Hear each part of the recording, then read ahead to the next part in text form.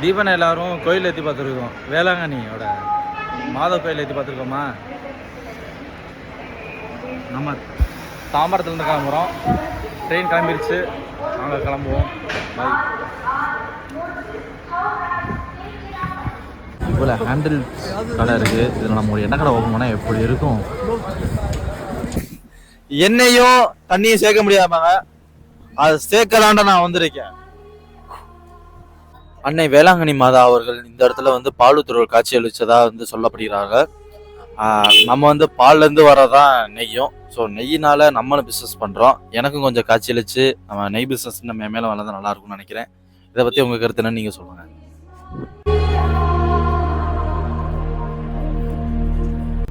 வணக்கங்க. வேளாங்கண்ணி மாதா கோயிலில் எல்லாரும் ஹேண்டில் தான் ஏற்றுவாங்க. நம்ம வந்து நம்ம எண்ணெயில் தீபம் ஏற்ற போகிறோம். நம்ம எண்ணெய் வாங்குற கஸ்டமர் யாரும் வேளாங்கண்ணி வந்தீங்கன்னா நம்மள்ட்ட எண்ணெயை வாங்கி இங்கே ஏற்றலாம். நன்றி. இது கடல் வந்து எடுத்தது. ஸோ இதில் நம்ம வந்து நம்மளோட எண்ணெயை ஊற்றி தீபம் ஏற்றுவோம்.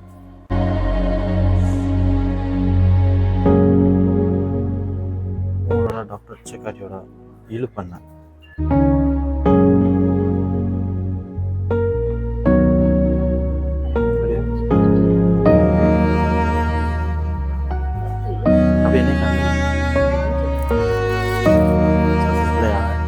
ஏற்றியாச்சு.